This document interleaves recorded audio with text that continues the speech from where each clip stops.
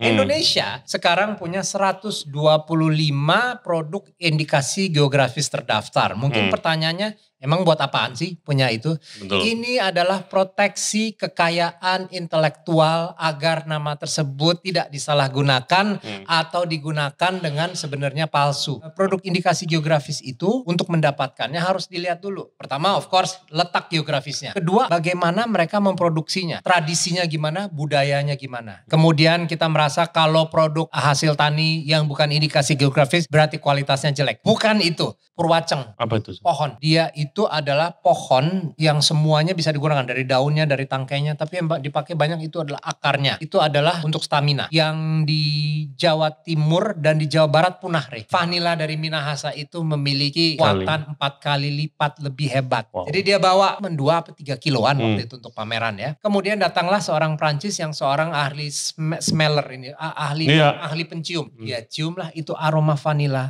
Dan dia mengatakan, this is the best vanilla aroma I've ever smelled my whole life. Lu kebayang gak? Gue sampai merinding tau gak? Pas gue denger. Dan dia borong 6.000 euro. Itu berapa kilo itu.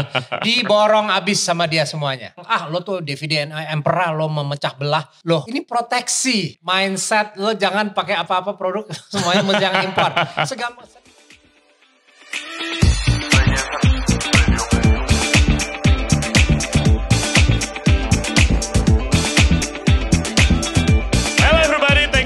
For tuning into the show today. Kali ini gue akan ngobrol bareng dengan Chef Bara. Siapa yang gak kenal dia, dari dulu udah nongol di TV dengan berbagai macam acara masaknya. Nah, beberapa tahun ke belakang dia tuh lagi sibuk banget dengan indikasi geografis Indonesia.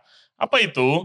Jadi indikasi geografis Indonesia adalah sebuah tanda yang diberikan ke sebuah produk, contohnya rempah atau ingredient di daerah tertentu yang bisa menjamin bahwa kualitas produknya, bahan dari area tersebut itu kualitasnya terjamin lebih baik daripada bahan yang bisa ditemui di daerah lain. Contohnya di Indonesia tuh punya apa? Punya ubi yang identik dengan daerah Cilembu, jadi ubi Cilembu.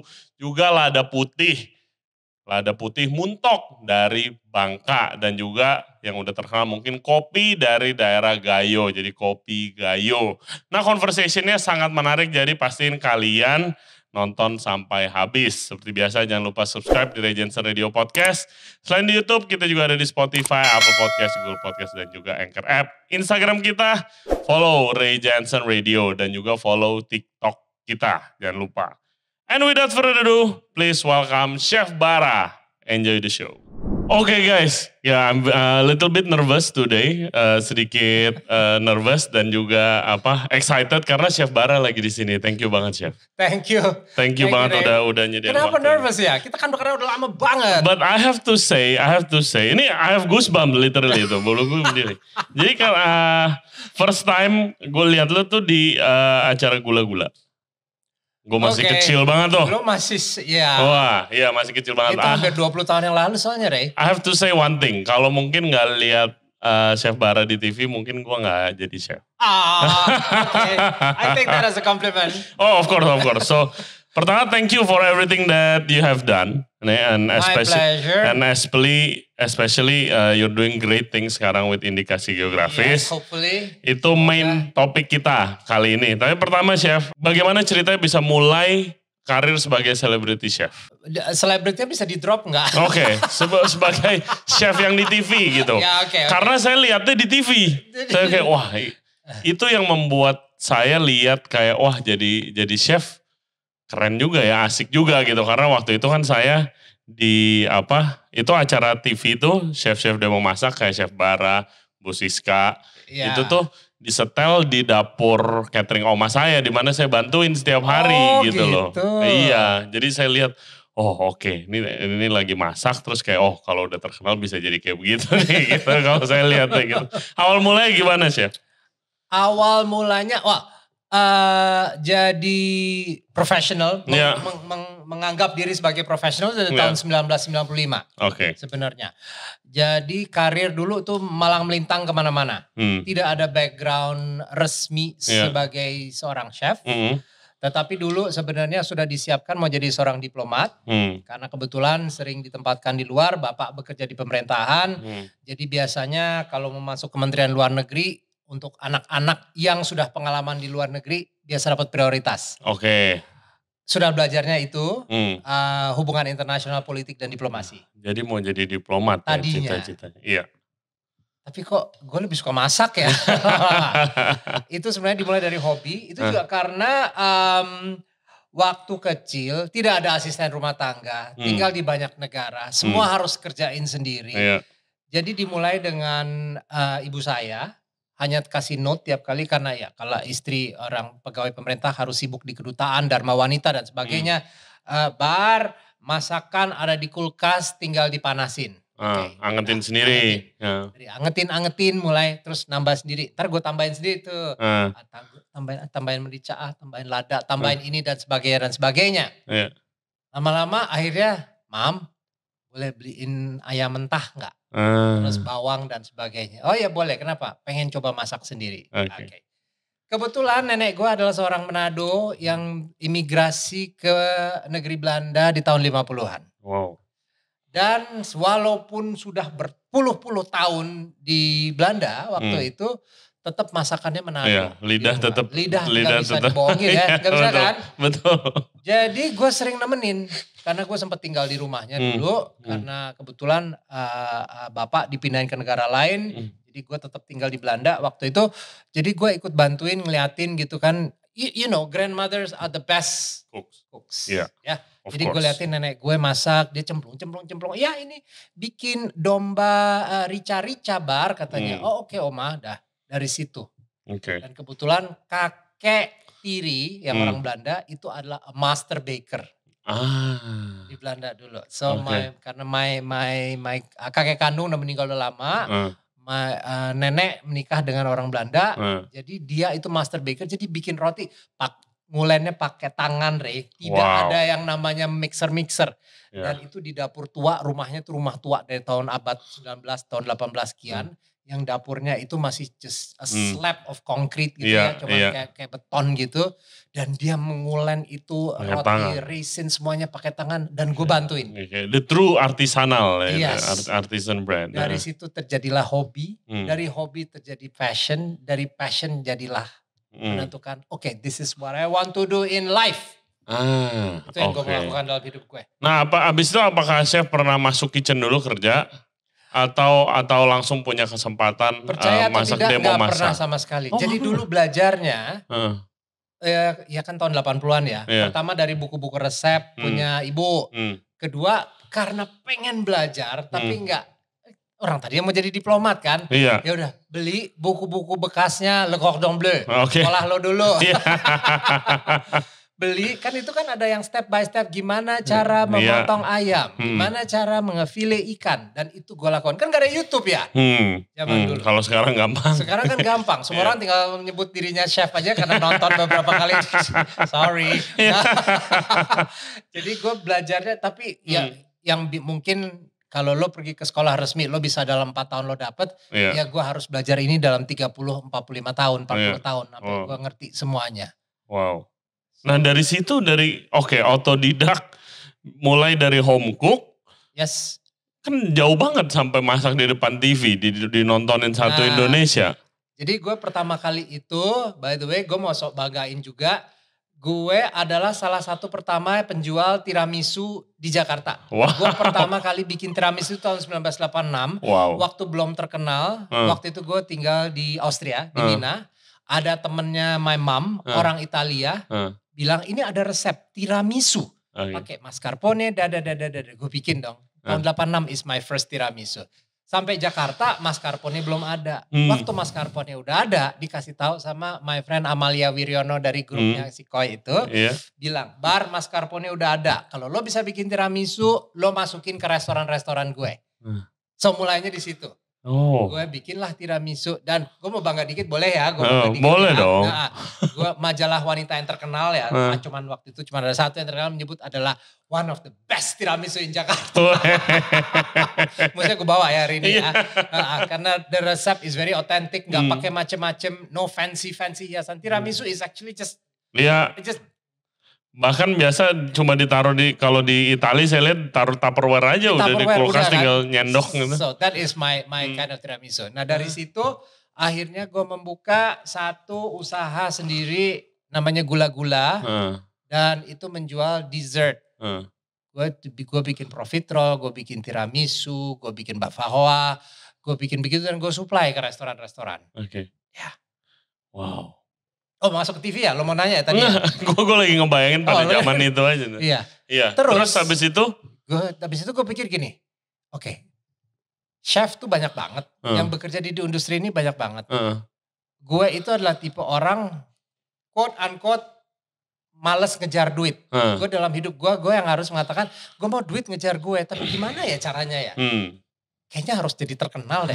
Atau at least not to be like a super celebrity, tapi kalau orang kenal lo, mestinya sih duit ngejar gue ketok pintu di mana orang juga tahu kan. Betul. Dari situ tuh gue ngincer. Tahun 2000 gue mulai mengincer untuk gimana caranya bisa masuk TV sebagai program masak karena belum terlalu banyak. Belum, ya. Kalau lo tahu rejectionnya Ray, di sana sini. TV udah yang pasti. Sekarang gue, yang dulu itu, si Gula-Gula ya di TV itu, gue pernah pergi sekali ke situ. Lo tahu gue dibilang apa? Kita sih kalau di sini cuman pakai ini ya presenter yang udah ada nama, yang udah terkenal. Oke. Terus dia bilang, terus kayaknya kalau Anda mukanya nggak komersil. Oke. Kurang. Oke. Dan itu adalah tahun 2003. 2003.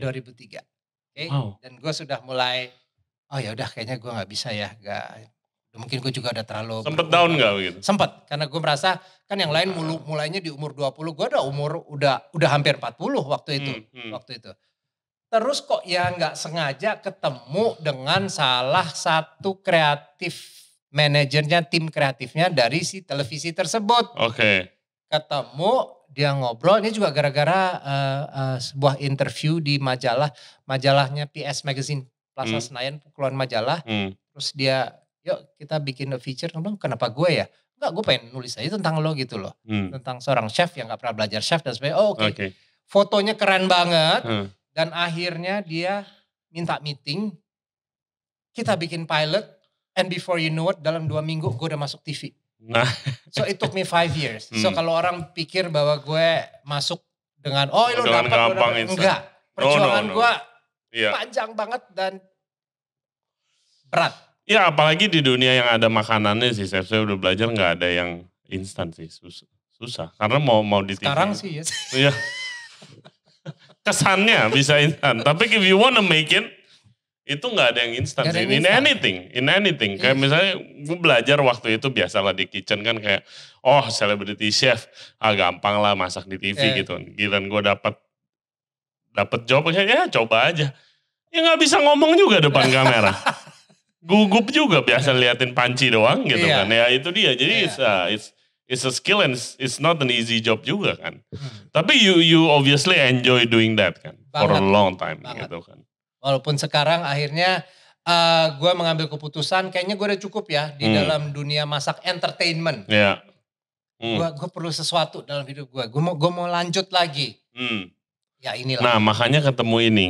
Oke guys, jadi ini masuk ke main topik pembicaraan kita itu indikasi geografis Indonesia. Ya. I have to tell a quick story dulu Chef. Jadi gue kenal ini indikasi geografis itu waktu itu di satu restoran di Jakarta Selatan. Temen gue marketingnya lagi presentasi. Bilang katanya nih keren indikasi geografis, lu ikut aja. Kayaknya ini bahan-bahan makanan lu pasti suka. Gue dengerin lagi ngomongin tentang lada putih muntok. Dimana mestinya ini kualitasnya bisa jauh lebih tinggi, bisa dijual dengan harga lebih tinggi. Ya. Dan juga lebih bagus daripada lada-lada yang lain yang ada di Indonesia. Ya. Gitu. Nah gue kepikirannya itu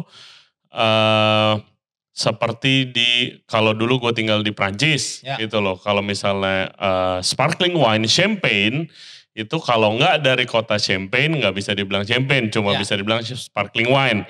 Dengan juga kalau ada masih banyak lagi konyak lah, kalau nggak di provinsi konyak nggak bisa. Bordeaux juga. Iya Bordeaux, wine Bordeaux, Burgundy, malah kan wine di Prancis kan namanya aja udah nama daerahnya, gitu kan. Langsung. Betul, itu sama aja kayak misalnya kalau ada wine, ya nama wine-nya itu mungkin apa Bali gitu kan, kayak gitu. Nah tapi di situ gue mulai tertarik, tapi habis itu jujur nggak pernah kedengeran lagi ke gue sampai baru-baru ini kemarin, terus nggak taunya happy banget ternyata lu involve banget di sini gitu kan. Yeah. Jadi oke. Jelasin ke listener kita dulu apa itu indikasi geografis Indonesia. Kalau nge-google mungkin akan bingung karena bahasanya teknis banget. Jadi sekarang gue akan coba kasih satu definisi dari indikasi geografis apa itu dengan cara yang lebih sederhana. Yeah. So indikasi geografis itu adalah sebuah tanda atau label yang diberikan kepada produk yang memiliki karakteristik atau reputasi yang menjadi keunikan dari letak geografis di mana produk tersebut dihasilkan atau diciptakan. Oke. Indikasi geografis bukan hanya di Indonesia, itu semua negara punya. Ya. Hampir semua. Sejarahnya mundurnya bisa ke abad 19, kita nggak usah mundur sampai kita nggak usah cerita situ ya. Pokoknya 1883, Perancis sebenarnya adalah pertama yang dulu dengan sebutan Appellation Contrôlée. Iya, Appellation Contrôlée, betul. Perancis. Nggak boleh sembarangan asal sebut.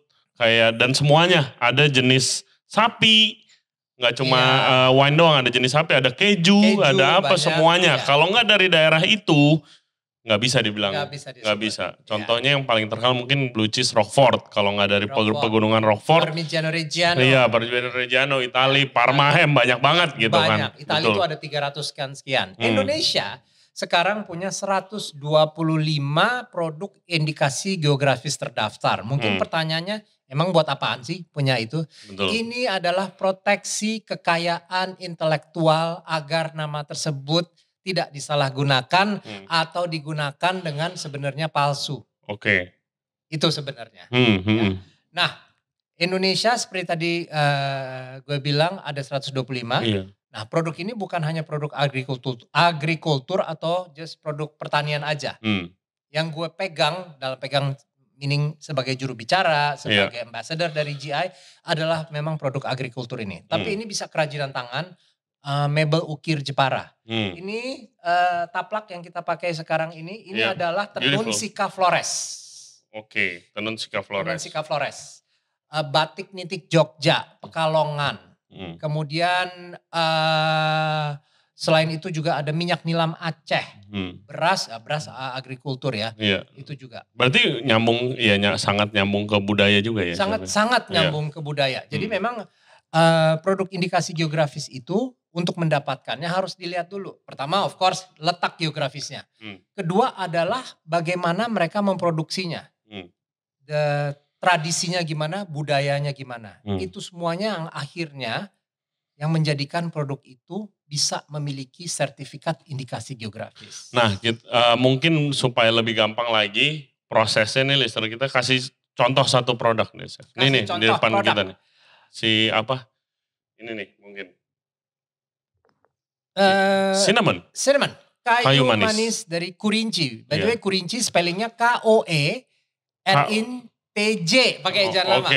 Kurinci. Karena ini perkebunannya sudah dari zaman Belanda dulu dan akhirnya itu menjadi nama yang mereka tempelkan sebagai indikasi geografis. Produk indikasi geografis selalu harus ada nama daerahnya. Garam Amet, Pantai Amet Bali. Betul. Kayu manis dari Kurinci, dari pegunungan Kurinci yang ada di Jambi. Lada Muntok adalah pelabuhan di Bangka. Jadi nama daerahnya harus disebut. Gak pernah saya lihat kayu manis setebel ini. Nah ini adalah kayu manis yang lagi dipegang sama Chef Ray. Adalah kayu manis dari pohon yang panen 30 tahun. Waduh wanginya. Luar biasa. Tanpa menyebut merek. Tadi gue udah ngobrol sama Ray. Ya, ada satu brand yang sangat terkenal sekali. Satu dunia terkenalnya ya. Hampir di semua supermarket yang agak premium pasti dia ada. Itu kayu manisnya ambil dari Kurinci guys, dari Jambi. Wow. So, yang gue pengen bantu di sini adalah gue pengen juga generasi, terutama generasi kita ini untuk bangga dengan ini semuanya. Untuk mengerti bahwa kita memiliki produk-produk ini. Contohnya deh, lada kampot dari Kamboja. Iya, itu adalah itu salah terkenal. satu produk indikasi geografis dari Kamboja. Iya. Itu di Perancis ya, karena mungkin Perancis adalah Kamboja bekas jajahan Perancis, jadi mereka memiliki hubungan emosional ya. Itu sudah tersebut di menu-menu dan sebagainya. Nah kita belum. Bahkan baru 2 hari lalu Chef, saya nonton dokumenter tentang lada kampot. Kayak, ya dia basically promosiin lada kampot lah, bagusnya gimana, ada 3 warna dari lada kampot, ada putih, pink sama hitam gitu-gitu bla bla bla. Ya ada gitu, terus kalau orang ngelihat, seorang chef mungkin ngelihat kayak, oh berarti lada bagus nih gitu kan, sampai kayak gitu kan. Iya. Garam Amet, contohnya juga. Garam Amet Bali itu, itu yang mesti dijaga banget. Gitu. Jadi dia masih menggunakan cara bertani, mereka kan petani ya, menyebut dirinya petani garam. Cara bertaninya itu masih menggunakan teknik yang sama sejak zaman kerajaan Karangasem di abad 16. Wow. Sampai sekarang. Dulu itu mereka ambil air lautnya dengan ember-ember menggunakan bahan dari daun lontar dibikin ember. Sekarang mereka sudah pakai pompa. But that is the only thing. Mereka hanya pakai mesin hanya untuk pompa airnya. Sisanya mereka melakukan tekniknya itu masih dengan cara yang asli. Nah repotnya satu. Dulu itu sepanjang pantai Amet, pernah ke Amet nggak? Pernah. Ya, itu dulu sepanjang pantai Rey, 7 kilometer itu semuanya petani garam. Sekarang tinggal 22 orang petaninya. Itu kalau nggak dijaga kan hilang. Jadi di tahun 80-an harga garam anjlok, para petaninya itu tidak mau lanjut dan yang mereka lakukan adalah mereka jual tanahnya. Betul. Yang ditakutkan adalah saking ada banyak villa, walaupun villa di Bali nggak tinggi-tinggi amat, tapi kan itu nutup matahari. Mereka butuh matahari dari pagi sampai sore untuk ngeringin si air laut menjadi kristal-kristal tersebut. Iya, kita waktu itu pernah juga visit beberapa, ya salah satunya di Amet, beberapa petani garam. Ya emang kayak artisanal banget, tradisional banget. Kalau hujan ya ulang. Gitu. Kalau hujan ya ulang dari awal, emang harus dijemur seharian. Gitulah. Makanya produksinya tidak bisa besar. Dan good news, mereka 3 bulan yang lalu akhirnya sudah mendapatkan sertifikasi indikasi geografis Uni Eropa. Nice. Jadi tadi yang ada di kantong yang saya kasih ke Ray. Jadi logonya indikasi geografis Uni Eropa. Sudah boleh dipasang di Garam Amet. Jadi kita di Indonesia ada 2, kopi Aceh Gayo sama Garam Amet. Nah itu kalau udah dapat label itu, positifnya apa? Apa dengan mudahnya bisa ekspor atau? Itu adalah untuk traders sebagai satu indikator. Itu menjadi barometer bahwa kualitas bagus. Karena udah melalui pengecekan semuanya gitu, udah dijamin lah ya. Gimana Chef awalnya bisa involve dengan ini? Secara tidak sengaja dapat undangan dari Mbak Helianti Hilman Jafara. Wah itu juga. Ya itu mah udah itu kan. Itu emang passionnya emang melestarikan ingredient Indonesia. Inilah Indonesian sustainability products ya semuanya. Mas Bara, yuk datang. Ini ada indikasi geografis. Gua aja nggak tahu. Kayaknya lu lebih tahu duluan tentang indikasi. Apaan tuh Mbak? Udah datang aja kamu ikut. Dengar seminar, lumayan hampir 6 jaman di situ denger. Dari situ terus yang I'm interested. Gue kepengen banget ini. Apa ini? Pas udah mau mulai pandemi. Karena itu dulu September 2019. Pandemi mulai, akhirnya yang gue lakukan adalah gue one-on-one Zoom call dengan para petani-petani itu semua. Untuk mendapatkan ini lebih dalam lagi. Karena gak bisa travel, gak bisa apa kan. Dari situ akhirnya NGO yang menangani pengembangan indikasi geografis di Indonesia yang mendapat dana dari Uni Eropa itu mengajak gue untuk ikut bantuin mereka. Dari yang di awal sampai akhirnya gue semua programnya dari indikasi geografis baik di dalam negeri maupun di luar negeri, di Dubai dulu, di Barcelona, Alimentaria segala, gue yang ngebantu mereka. Sebagai ambasador nih ya. Ambasador reliabilities lah. Untuk gue berbicara, gue menjadi corong untuk para petaninya. Nah waktu lagi Zoom sama petani, apa sih yang tanggapan mereka dengan ini? Sebenarnya mereka lebih meminta bantuan. Karena satu, repotnya Ray. Gue bercerita di Jakarta. pertanyaan selanjutnya adalah, oke Bar, gue bisa beli di mana? Iya. Ya nggak ada sih, belum ada di Jakarta. Iya. Kan susah. Iya. Akhirnya yang gue lakukan adalah gue pesen dari itu semua petani dalam jumlah yang kecil. Gue bilang, Pak saya nggak pesen tontonan ya. Tapi kenapa? Gue terangin sama itu petani, supaya kalau mereka tanya, gue mau coba dong garamnya, gue mau coba dong ladanya, saya ada. Saya bisa kasih ke mereka, walaupun cuma 50 gram, 100 gram. Iya, sampel dulu biasa, apalagi kalau chef ya, kayak sini dulu coba dulu. Coba dulu gitu deh, nih contohnya seperti itu. Karena mereka kerepotan satu, kayak contohnya nih ada gula aren Atinggola dari Gorontalo Utara. Itu dia di dalam pelosok-pelosok hutan sama sekali. Jadi kalau lo pesen Ray, 1 kilo itu harganya 65, which is already tinggi banget. Karena mereka tidak bisa panen banyak. Itu sangat susah sekali ternyata panennya di sana. Biaya kirimnya 47.000 sekilo. Terus gue tanya, Bapak kalau misalnya saya pesen berapa supaya ongkos kirimnya jadi lo mau pesen 1 kilo, lo mau pesen 1.000 kilo, ya ongkos kirimnya 47.000 per kilo. Itu kan berarti totalnya hampir 100 sekian per kilo. Lo gimana mau jualan? Betul. Sementara mereka they're pleading gitu loh. Mereka kayak mohon Pak bantuin dong untuk kita tembus market ibu kota lah paling sedikit atau ke Jawa karena kan penduduk banyak di Pulau Jawa. Iya, it's sad ya. Sebenarnya, it's very sad. Kalau misalnya dibandingin kayak tadi kita ngomong appellation controlnya di Prancis terus di Italia ada juga. Indonesia mestinya 2-3 kali lebih banyak kali itemnya ya. Banget. Ya kan itu dari makanannya aja gitu, belum yang lain-lain kayak kain gitu. Tapi ya emang waktu ini sempat topik ini ngobrol juga sama Bu Helianti.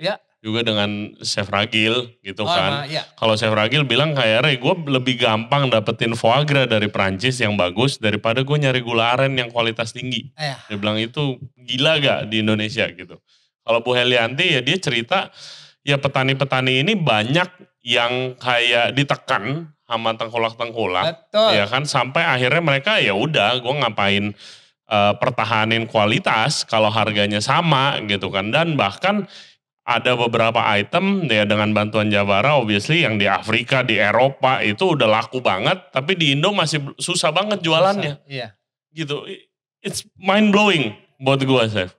Mind blowing gitu. Sekarang kan balik pertanyaannya. Itu instansi mana? Berhubungan mungkin kan?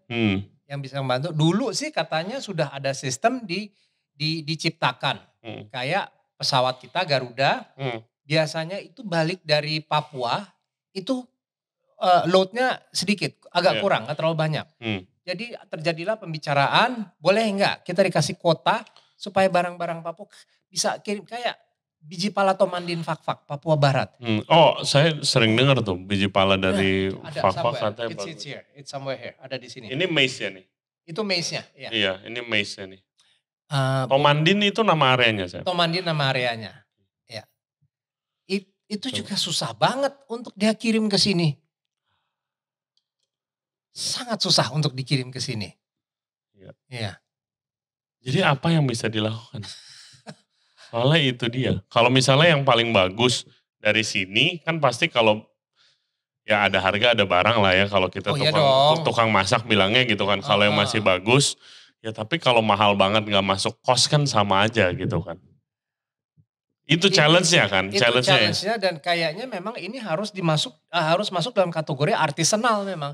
Ya karena kayak garam Amet lah cuma 22 petani. Berapa banyak sih mereka bisa supply. That's why harganya harus lebih tinggi. The story behind that, narasinya itu yang penting kan. Cerita di balik itu yang akan memberikan nilai tambah untuk produk-produk IG ini. Ada gak waktu chef ke petani-petani gitu untuk ngobrol, ada gak yang kayak justru menolak gitu? Apa mereka kayak emang butuh banget, they're thankful that you are there atau ada penolak kayak ntar gue dimanfaatin lagi gitu? Nolak enggak, karena biasanya yang gue ajak ngobrol itu adalah ketua MPIG ya, Masyarakat Perlindungan Indikasi Geografis. By the way, sertifikat indikasi geografis tidak bisa didaftar oleh perorangan atau perusahaan, tapi adalah satu komunitas, koperasi komunitas dari petani. Males-malesan mungkin ada, nolak sih tidak. Nolak tidak. Maksudnya dia mungkin pengen lihat buktinya dulu nih gitu kan. Nah, ada efeknya gak gitu? Sekarang ya itu kan ini kan kayak lingkaran setan yang gue ngomong sampai berbusa-busa, tapi orang tanya mau beli di mana, nggak susah. Ini aja kita masih dalam proses bicara sama supermarket yang pasar swalayan yang ada di Jakarta. Tolong siapin dong satu counter aja dengan produk ini. Untuk showcasing lah seenggaknya. Ray, kita kalah banget sama Thailand, Ray. Thailand itu lo pergi ke supermarket mana, they will have a shelf, mereka ada rak yang khusus buat produk indikasi geografis Thailand. Makanya kan tadi di awal off airnya gue bilang, ini yang mesti bekerja sama instansinya banyak banget. Betul. Gak bisa cuma sekarang tuh yang deket, gue hanya deket sama DJKI, Direktorat Jenderal Kekayaan Intelektual, yang mengeluarkan sertifikat ini, sama Kementerian Perdagangan, DJPEN, Direktorat Jenderal Pengembangan Ekspor Nasional.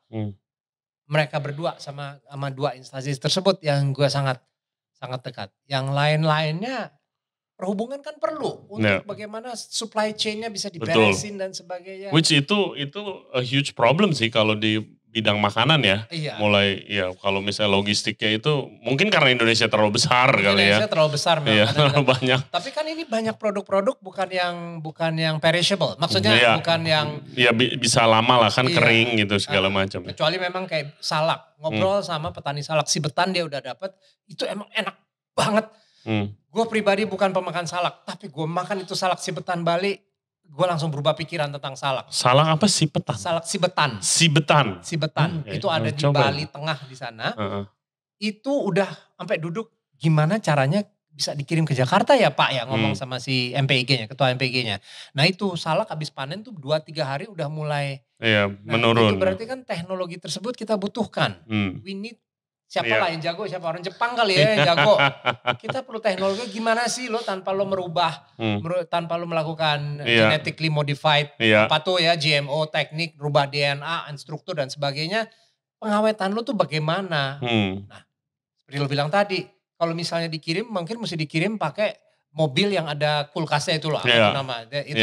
Dari Bali misalnya ke Jakarta, lah biayanya berapa? Itu dia. Makanya edukasinya sekarang adalah quality over quantity. Kita ngomong dari situ kenapa lo bayar ini lebih mahal, kenapa garam ini lebih mahal, kenapa montok lebih mahal. Karena hal tersebut. Beras Adan Krayan, pernah coba kan? Beras Adan Krayan pernah coba lo? Pernah kan? Iya, itu nasi, kan udah jadi nasi ya. Nasi paling enak yang pernah coba. Luar biasa kan? Iya. Lupa lagi bahan buat lo. Nanti gue kirim, gue ada stok. Gak apa-apa. Enak banget guys nasinya kan? Di Kalimantan ya. Kalimantan Utara.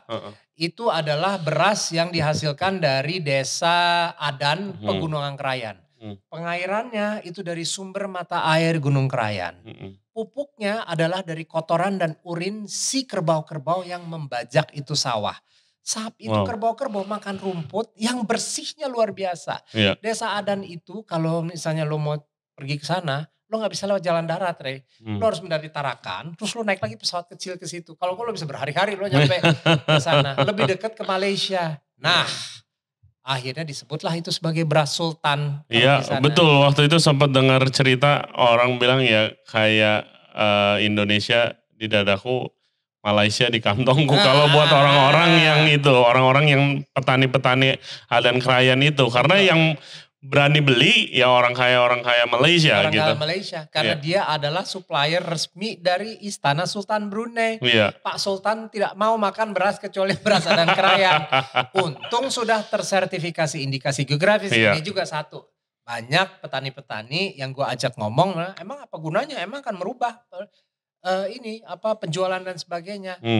Nanti kalau udah disabot kayak rendang kayak apa, lo ribut. Betul, ntar baru ya kan, baru banyak banget tuh kan. Iya kan, nah, akhirnya yang dilakukan adalah sama Malaysia, mereka menyebutnya adalah beras Kinabalu. Karena itu nama kan gak daftar. Gak boleh disebut lagi beras Adan Krayan, karena udah ada indikasi gitu. Itu yang harus diproteksi. Iya. Banyak sekali yang pada datang, emang ada gunanya. Emang akan merubah penjualan saya. Ya enggak, penjualannya itu lo harus atur sendiri. Ini hanya memproteksi nama lo aja, supaya jangan diambil. Sangat penting sih, sangat penting. Kan itu kan biasanya ya kalau misalnya contohnya nih ya, Wagyu dari Jepang kan udah terjamin kan, ini Japanese Wagyu. harganya segitu tinggi, beda sama Wagyu yang dari lokal misalnya Indonesia atau dari negara lain, karena kan orang udah tahu nih, bahkan kan ada sertifikatnya juga, misalnya Miyazaki Wagyu ada capnya, ada sertifikatnya, itu harganya udah nggak mungkin daging murah tuh gitu kan, sama seperti inilah kasarnya gitu kan. Dan itu kan orang beli kan tetap. Kalau udah kualitas sudah terjamin orang akan beli. Dan itu Wagyu itu semuanya udah indikasi geografisnya Jepang tuh. Betul. Termasuk soya sauce-nya mereka yang spesifik. Tapi ya memang kalau nyebut Wagyu aja boleh. Iya. Tapi kalau Wagyu jenisnya, terus belakangnya ada kotanya itu kita tidak boleh di. Iya betul, dan itu ya harga dagingnya buset jutaan. Iya. Dan orang tetap beli. Oh kemarin kita baru podcast di restoran Jakarta Selatan yang emang spesialis Wagyu dari daerah mana dah yang udah ada indikasi geografisnya Jepang itu, yang satu makan sana bisa 45 juta kali. Wagyunya kan di dry age, chef. Gue baru lihat udah kayak botol, udah di booking dari di kulkas tuh udah ada namanya, Chef Bara. Gitu. Udah di booking, jadi emang ya ada yang beli biarpun mahal gitu loh. Ya mungkin itu bisa jadi apa ya? Ya jangan takut harga jadi mahal jadi nggak ada yang beli, ada kok kalau misalnya itu. Iya. Asalkan cerita di baliknya, narasi di baliknya itu kuat. Dan bisa jadi jaminan lah gitu. Bisa jadi biji pala biji pala siau. Kenapa dia begitu wangi? Biji pala siau itu adalah biji pala yang dibudidayakan di Pulau Siau, Sulawesi Utara. Pulau kecil gitu. Pulau itu sebenarnya adalah gunung, Rey. Itu adalah gunung vulkanis dan salah satu yang teraktif di dunia. Namanya adalah Gunung Karangetan. Nah, perkebunan biji pala itu mengelilingi gunung tersebut. Cuma 8 km. So, aduh amit-amit kalau sampai terjadi sesuatu bisa selesai itu semuanya. Tapi sekarang masih baik-baik saja ya syukurnya. Nah, karena dia masih aktif, itu dia masih menghembuskan debu vulkanik. Tiap katanya ketua Pak MPG-nya Pak Ronald, itu kami sih di sini tiap jam 1,5 jam pasti kami gempa katanya. Wow. Dan dia ngomong ceritanya biasa aja. Gue dengernya langsung serius, gue mampir situ gak ya gitu kan. Nah debu vulkanis itu mengandung magnesium, potasium, zinc yang mineral-mineral yang hebat-hebat. Karena itu perkebunan cuma 8 km mengelilingi Gunung Karangetan itu, dia turun ke bumi dan itu adalah one of the best pupuk organik alami. Yang menghasilkan biji pala yang aroma wangi. Jadi kalau misalnya lo bilang oke, gue mau tanam biji pala di kebun gue. Lo gitu misalnya tanam di depan halaman rumah-rumahnya. Ya oke, tumbuh biji pala. Tapi kan lo gak ada gunungnya. Iya, gak ada, hasilnya tidak akan sebagus itu. Iya. That is indikasi geografis. Lo tidak akan bisa mereplikasi, duplikasi. Lo bisa. Tapi kalau kualitasnya tidak akan bisa direplikasi. Karena lo tidak punya faktor-faktor pendukung yang ada di daerah geografis tersebut. Ya kayak keju Parmigiano Reggiano. Sapinya kan makannya beda. Kalau mau bikin tekniknya di sini bikin teknik keju parmesan ya. Bisa, tapi gak mungkin sama kualitas. And that's why it's called parmesan. Karena Parmigiano Reggiano sudah terdaftar di seluruh dunia termasuk Indonesia. Jadi di daftar indikasi geografis Indonesia Parmigiano Reggiano masuk. Makanya dijualah dengan nama parmesan. Tapi sekarang lagi ada proses di mana mereka juga nuntut nama parmesan juga gak boleh dipakai. Jadi sebentar lagi nih kalau itu law-nya jalan, jadi lo harus kasih nama lain lagi. Hard cheese, Italian hard cheese, apalah gue gak ngerti. Iya itu again itu untuk protect itunya sih, kestabilitas harga dan kualitasnya juga ya. Dan semoga masyarakat Indonesia kan suka telat. Sorry ya, gue bukannya merendahkan bangsa gue sendiri. Tapi suka terlambat. Lo batik diambil lo ribut. Baru keluar teriak-teriak. Makanya didaftar. Dulu sesimpel lagu Rasa Sayangnya waktu itu. Wah rame ya kan. Baru begitulah. Ya tapi bagus sih Chef, maksudnya ada figur seperti Chef Bara ini yang jadi kayak ambassadorial duties. Orang lebih kena gitu sih pasti. Kalau dari sih. Saya ya gitu kan. Semoga. Chef kan dikenal sebagai yang orang profesional dapur juga tahu chef. Ya kan yang di luar yang sebagai consumer juga tahu chef gitu. Jadi pas gitu kan. Gak cuma satu arah doang gitu sih. Nah the big dream itu obviously supaya ini bisa jadi kayak kasarnya laku keras juga di market di Indonesia gitu. Selain ekspor, apa goalnya hanya untuk ekspor? Semua. Oke. laku keras di market sini juga, laku keras ekspor, dan pengakuan nama tersebut. Yang sudah diakuin itu baru Kakao Berau. Kakao Berau dari Kalimantan Timur. Jadi ada perusahaan coklat Australia, mereka namanya saya lupa apa, tapi dia menulis Kakao Berau. Oke. Itu jadi yang kita kejar juga. Udah dari sana, biji coklatnya. Biji coklatnya dari sana. Dan itu juga luar biasa. Acidity-nya tinggi banget. It has that ya, fruity biasa kalau asam fruity juga. Iya, sangat fruity. Itu Kakao Berau. Berarti chef udah ngiter-ngiter juga dong ke beberapa tempat? Belum semuanya. Oh ya semuanya kayaknya. Aduh, setahun gak pulang. Kalau semuanya ya bisa setahun gue gak pulang. Dan yang ada akhirnya cuman karena mereka sering ke Jakarta diundang waktu itu. Jadi gue benar-benar duduk ngobrol. Gue minta detail. Gue perlu tolong ceritain. Ya, karena pada akhirnya kalau para petani ya mereka kan adalah beliau-beliau ini kan adalah mereka yang ngertinya bercocok tanam. Kalau udah mengenai narasi lah branding, kemasannya, ya ampun Iya itu harus itu harus dibantu. Harus dibantu betul ya kan. Kita harus mendampingi mereka dalam hal justru kemasan. Harus kerjasama sih. Nah salah satu yang paling interesting yang gue coba chef waktu itu, ini chef. Java Preanger, bisa ceritain dikit ya? Java Preanger ini adalah perkebunan teh yang ada di Ciwidey. Ini namanya teh gambung. Ini adalah teh gambung. White tea, teh putih silver needle. Perkebunannya udah dari zaman Belanda dulu. Waktu Belandanya sudah pergi, terbengkalai. Tahun 80-an akhirnya di-revise, dikembangkan lagi perkebunannya. Dan akhirnya mereka bisa mendapatkan sertifikat indikasi geografis tahun 2014. Dan teh ini menang di Paris dalam kompetisi teh as the best white tea in the world with a natural rose aroma. Padahal tidak ada aditif mawar, tidak ada pohon mawar di sekitaran situ sama sekali. Tapi dia menang. Lalu dia dites secara laboratorium, independen.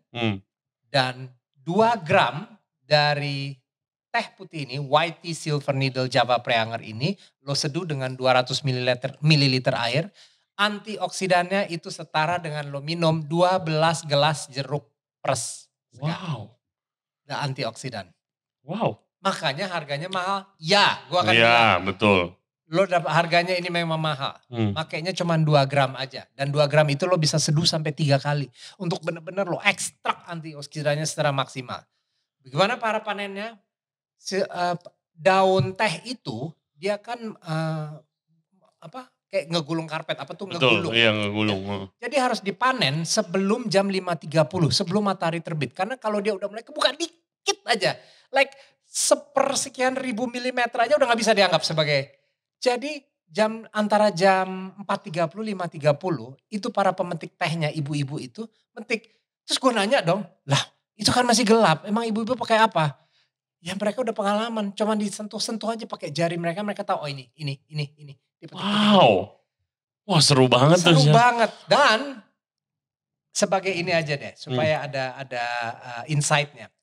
Kalau 1 hektar perkebunan teh untuk menghasilkan teh hitam, itu lo bisa menghasilkan kurang lebih 600 kilogram teh. 2 kali panen sebulan, 1 hektar. Oh, oke. Itu yang bisa dihasilkan, yang terjadi teh celuplah, teh apalah, teh hitam. White tea in comparison untuk 1 hektar dia hanya bisa menghasilkan 30 kilogram per kali panen kali 2. Jadi cuma 60. Wow. Yang itu 1.200, yang ini 60. So. Ya pantas harganya mahal. Harganya dia itu kurang lebih retailnya ada di 85.000 hanya untuk 50 gram. Wow. Wah emang mahal ya. Tapi kalau udah diseduh, itu luar biasa. Dan yang gue senengnya adalah satu hal deh. Gue banyak bercerita ini justru kepada the Gen Z and the millennium. Pokoknya Gen Z lah. Yeah. Because I want the anak-anak generasi muda ini, guys, lo mau Korea-Koreaan, lo mau, itu mereka kalau ngomong Korea jago. Oh ini resep Korea, dongjik, bak, bung, pang, pong, apalah gue gak ngerti. Isinya ini. It's fine. Tapi lo tolong dong, hargain juga produk lo. Dan lo tahu, lada muntok Bangka, gue sudah bisa mempengaruhi sampai mereka bawa di tasnya mereka penggiling lada. pepper grinder yang mini, mereka taruh di tas mereka. Jadi kalau pergi mereka emang beda banget. Emang beda sih, lada, kan? lada putih montong emang beda banget. Beda banget ya, kan? Aromanya. Kalau kan orang, ya apa sih lada is lada, garam is lada, so what gitu loh. Unless lo coba, lo tidak akan ngerti, oh iya ya. Iya, beda sih lada putih montong. Jadi guys, waktu beberapa tahun lalu abis menghadiri seminar indikasi geografis tuh, gue iseng gue sama temen gue ke Bangka. Untuk kayak, emangnya bener gitu sih chef. Kayak penasaran aja nih, kok Indonesia mau mulai seperti Prancis. Coba lihat, ketemu sama kepala koperasinya waktu itu. Udah kakek-kakek dan dia sangat excited, dia sangat terbuka banget kayak yuk kasih lihat. Pertama dia kasih lihat yang kebun lada yang tradisional banget tuh, yang belum ada teknologi apa-apa. Terus habis itu dia ngajak kita untuk ngiter-ngiter perkebunan yang emang modern tapi organik. Gitu. Dan habis itu hasilnya juga dibandingin, beda banget. Beda banget kan? Baru habis itu gue ngerti, oke, kenapa harganya mahal gitu. Dan habis itu gue juga waktu itu oma gue masih ada, gue suruh gue cobain ya, dia bilang wah ini enak banget lada kalau makanan pakai ini, dan ya emang kualitasnya sangat beda jauh gitu loh. Ya seperti hal yang lain. Nah ini kemarin tehnya ketemu di acaranya Jafara, ada boothnya indikasi geografis, kayak Pak silahkan dicoba tehnya, tapi dikasihnya daun. Kayak silahkan dicoba tehnya. Kayak chips kan. Iya, pikir gue cuma cium doang. Oh iya enak gitu. Oh enggak Pak, ini dicemilin. Katanya bisa jadi snack. Wah, seriusan. Terus habis itu diceritain dikit. Oh ternyata indikasi geografis Indonesia udah berkembang banyak banget produknya. Sudah mulai gitu. Berkembang banget. Tapi satu hal mau gue utarakan di sini, mau gue sampaikan. Ini bukan satu grup yang kita mau menjadi eksklusif. Kemudian kita merasa kalau produknya hasil tani yang bukan indikasi geografis berarti kualitasnya jelek. Bukan itu. Bukan. Please, kita tidak, karena ada banyak sekali suara miring yang bilang, lo tuh dividen emperor, lo memecah belah. Loh, ini proteksi. Oke, yang lain mungkin belum aja mendaftarkan. Target pemerintah di 2035, Indonesia harus ada 1.000 produk indikasi. Kita sudah harus didaftar 1.000. Good target. Iya. Lada hitam atau lada dari Banten itu juga luar biasa. Oke banget. Tapi memang mereka belum mendaftarkannya. Nah kita antara lain adalah juga mengajak, gue juga mengajak Pak, ngomong sama Pemda, kalau yang belum ya, mau ketemu sama petani-petani, kalau memang kualitasnya itu memenuhi syarat dan sebagainya, daftar Pak. Supaya jangan diambil. Supaya terjaga, dan akhirnya nama tersebutlah yang menjadikan itu produk kualitas. Kan reputasi, karakteristik, dan kualitas. 3 kunci itu kan. Selalu indikasi geografis di mana-mana kata kuncinya itu 3 itu. Dan berarti kalau misalnya nggak ada ini nih chef, nggak ada indikasi geografis ini, itu ada banyak nggak chef pernah lihat yang kayak wah dikit lagi udah bisa punah nih kalau gini? Ada. Purwaceng. Apa itu? Pohon. Dia itu adalah pohon yang semuanya bisa digunakan, dari daunnya, dari tangkainya, tapi yang dipakai banyak itu adalah akarnya. Itu adalah untuk stamina. Dan yang di Jawa Timur dan di Jawa Barat punah, hilang karena orang tidak terlalu tertarik. Yang sekarang masih dijaga yang ada di Dieng, dan dia sudah indikasi geografis. Oke, ya untung aja. Iya, ya itu karena nggak ada. Biasa kalau nanti suatu saat lagi kalau nggak dikembangin, demand-nya nggak ada, ya udah stop produksi kan. Ya kayak garam Amet, tinggal 22 petaninya. Betul. Dari yang dulu ada ratusan, mungkin agak ribuan, secara 7 km sepanjang itu, semuanya itu adalah petani garam. Sekarang literally cuma 22 orang yang melakukan hal itu. Dan itu adalah salah satu memang yang sekarang lagi kami bantu, karena itu mau punah kalau nggak dijaga. Makanya kita bantu untuk mendapatkan sertifikasi indikasi geografis Uni Eropa waktu itu juga. Chef udah berapa lama Chef menggeluti ini indikasi geografis? Mau 4 tahun berarti sekarang. 4 tahun. Ya. Berarti kesampean tuh jadi diplomat ya? Iya. Artinya. Akhirnya.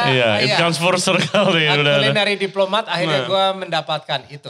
How do you feel? Is it pasti very fulfilling dong Chef jadi? Sangat fulfilling, sangat puas gue dan gue akhirnya bersyukur gue mengambil arah karir gue seperti ini. Iya. Kalau gue mungkin mau jadi diplomat, mungkin sekarang gue duta besar ya. Biasa rata-rata duta besar. Dari duta besar gue ditempatkan di 1 negara, 2 negara. Kalau gue oke banget, mungkin 3 negara lo pensiun. Ya syukur-syukur gue jadi menteri luar negeri kali ya. Yeah. Tapi kalau enggak, gue pensiun, gue selesai. Ini kan gue bisa, istilahnya gue bisa lakukan sampai akhir hayat gitu lah istilahnya ya. Iya, dan impactnya juga berasa dong pasti. Ada cerita gak Chef yang kayak ke petaninya mungkin yang sudah terdaftar dan dia jadi happy banget mungkin gara-gara indikasi geografis ini? Oh, kalau itu cukup banyak. Terutama dari garam ametnya. Sekarang begini, jujur aja dari semua petani ini ada yang aktif, ada juga yang tidak aktif. Jadi kami sudah berusaha membantu, tapi dari emang kemauannya belum. Mungkin hanya tertarik, aduh kita hanya mau kalau urusannya pesen 2 ton, 3 ton, 5 ton gitu. Ya sama gue enggak, gue hanya saya pesen 5 kilo ya, saya pesen 10 kilo ya. Belum. Amin gitu kan. Tapi ya begitu, kadang-kadang kayak kemarin gue butuh adalah produk gue gak usah sebut yang mana udah pesen. Hampir gue ada event dengan duta besar waktu itu, ulang tahun Uni Eropa, gue udah pesen itu produk 4 minggu sebelumnya. Pak tolong ya, ini saya mau kasih sebagai gift, sebagai kado kepada para duta besar, saya mau kemas dengan kemasan yang oke, tolong dikirim. Saya hanya butuh 3 kilo aja, bisa. Bisa, gak ada kabar. Pak udah dikirim? Belum. Dan terus ya gak ada alasan. Oh gitu Pak, kan ada kendala Pak. Ya belum aja, ya maaf ya atas keterbatasan saya. Ya udah lo cuma jawab, lo mau apa? Langsung mau ribut-ribut kan gak mungkin, mau marah-marah. Ya udah terpaksa gue gak bisa angkat. Ya ada challenge-nya tersendiri. Challenge-nya ada banyak lah. Ya of course ini semuanya juga human relations ya. Gimana gue harus say hello, jaga hubungan. Tapi gue tidak bisa ngarepin packaging, gue gak bisa ngarepin. Gue gak bisa ngarepin on time-nya, jadi kali gue harus pesen 2 bulan sebelumnya. Jadi gue kejarnya tuh lebih gampang. Tapi ada beberapa cepet. Gue pesen dalam waktu 2 hari. Chef Bara udah dikirim ya? Ada, enggak semuanya. Oke. Wah menarik banget. Gue kan dari tadi kayak mikir Indonesia tuh wah mungkin 1000 itu kurang kali. Mungkin lebih kurang. Banyak lagi pasti indikasi geografis. Setiap daerah aja ada. Di Bali ada berapa jenis garam? Banyak banget. Ya kan itu baru Bali doang gitu loh. My God. Flores. Iya. Udah pernah coba ini enggak? Kacang metenya Flores. Udah Chef. Emang beda juga. Beda kan? Beda itu juga. Katanya lagi dalam proses untuk ini. Tapi kan balik lagi kan. Jangan harap para petani yang ngeluarin dana tersebut. Dana tersebut teman apa sih kok 150 jutaan? Itu kan kalau misalnya kita nih ya prosesnya ya cepet aja. Prosesnya adalah kalau misalnya ada produk yang memang memiliki potensi untuk mendapatkan sertifikat IG, indikasi geografis. Lo tinggal ke DJKI akan terbang untuk ngelihat dulu. Initial ininya dulu. Awal survei awalnya dulu. Itu dana dari mereka memang, dari DJKI. Itu ada anggarannya. Dari situ pas sudah lihat oke, nah ini harus kirim profesor nih. Dalam waktu 6 bulan ngecek tanahnya, ngecek apa benar secara budaya, secara tradisi dipanen seperti ini. Apa benar ini benar organik. Itu kan tanahnya harus diambil sampelnya, dibawa ke laboratorium, dites semuanya. Harus ditelusuri sejarahnya, itu kan butuh uang.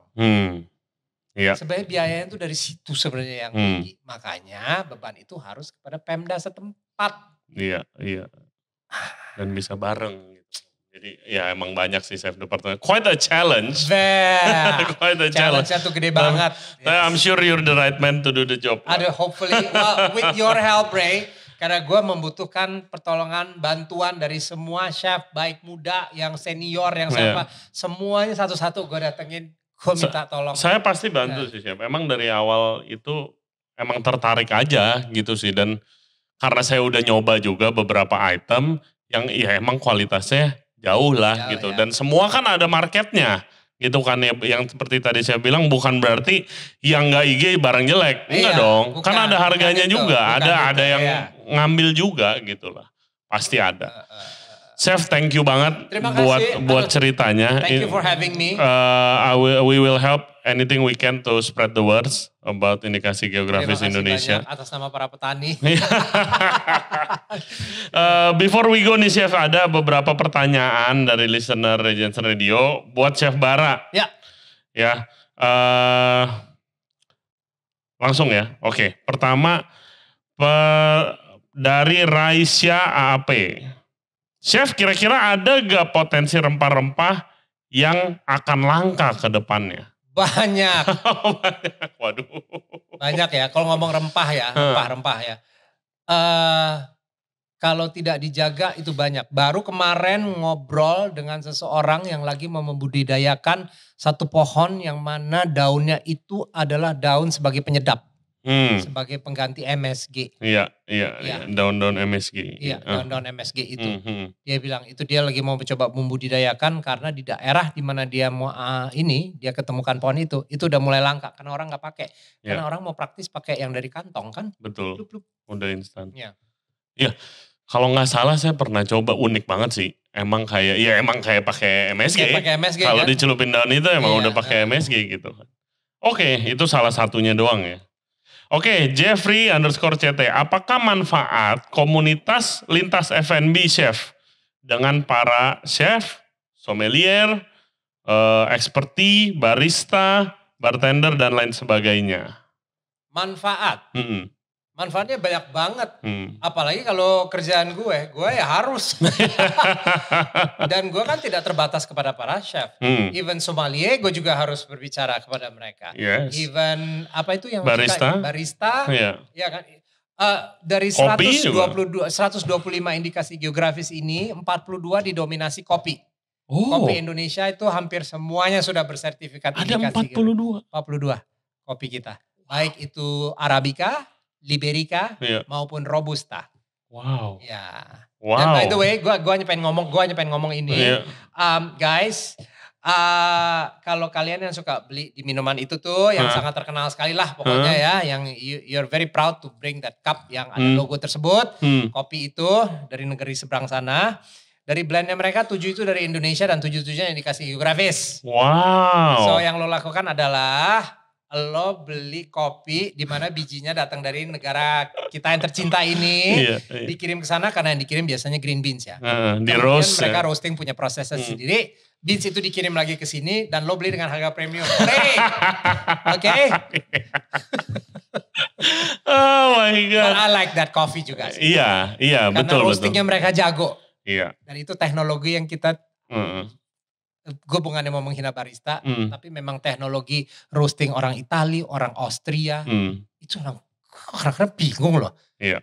Gimana sih mereka nge-roastingnya kok bisa sampai jadi begitunya? Iya, teknologinya sih ya. Dan gak mau dikasih kan kita. Tapi it's funny kayak justru kalau di Itali, di Austria, itu ternyata ya karena saya ngomong sama kayak coffee owners atau barista-barista yang udah hebat di Indonesia, kayak ternyata di Indonesia itu peminum kopinya bisa dihitung sedikit, dihitung kecil per kapita kalau dibandingin sama negara-negara Eropa bahkan Amerika. Saya juga mind blown banget kalau dihitung per kapita. Benar ya? Masa sih? Karena kalau even di Asia aja Indonesia konsumsi ya. Kalau produsen mungkin paling tinggi. Tapi konsumsi kopinya itu di Asia aja nggak nomor 1.